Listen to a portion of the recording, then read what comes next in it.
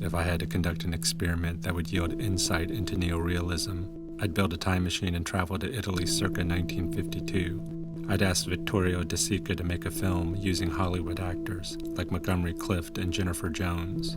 I'd then team De Sica up with a Hollywood producer, the kind that liked to impose his will and sensibility onto a film, someone like David O. Selznick. In bringing these two worlds of cinema together, I'd hope for a clash in sensibilities so great that it would result in two cuts of the same film, one by De Sica and the other by Selznick. I would run these two films side by side and examine each cut, and in the difference, I would find something to say about the essence of neorealism.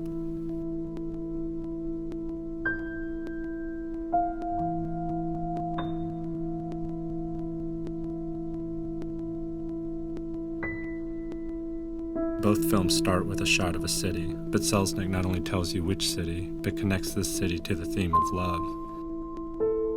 Selznick's second shot shows a letter that spells out the central tension of the film.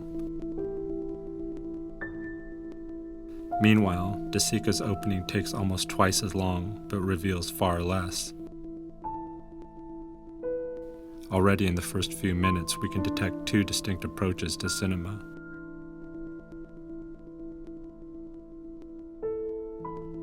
If we sync up some of the shots used in both versions, we can more clearly see the difference in approach.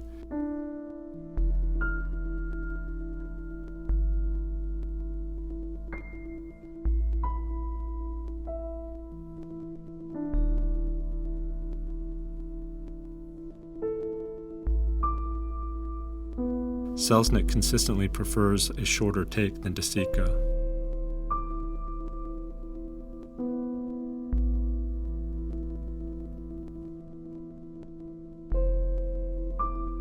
For Selznick and most of Hollywood, the act of walking needs only to be implied, not endured. We can see this strategy at work in the following scene. De Sica shows Montgomery and Jennifer's entire walk through the restaurant, whereas Selznick implies this walk by jump-cutting through it.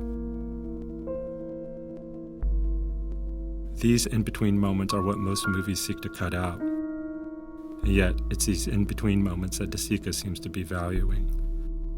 Syncing up another scene, we're able to see another value of De Sica, which Selznick sees as disposable, certainly contrary to Hollywood filmmaking. Note where Selznick cuts. This is a standard movie-making cut. In fact, most directors would have called cut on the set soon after Jennifer left the frame. De Sica, however, keeps rolling. He lingers on the space that the lead character has just left to stay on others who are still there or are about to enter the frame. This is a favorite move by De Sica.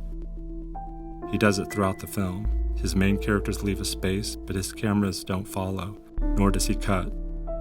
He lingers on extras that we'll never get to know. For De Sica, these extras are fellow inhabitants, not extra, but vital, and therefore worthy of some time. By lingering, he decenters the primary characters. Selznick has cut almost every one of these lingering moments out. Lingering on those who add nothing to the story is considered excessive, or even worse, a distraction, derailing the plot or drawing attention away from the stars. It is an unnecessary diversion, like this wedding passing by, which he also cut out.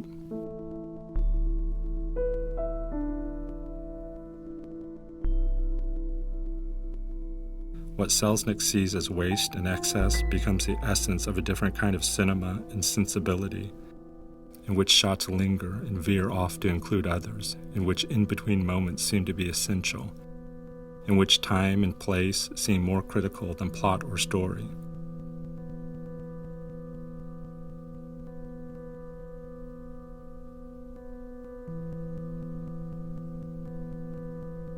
To ask what is neorealism is to ask, what is cinema?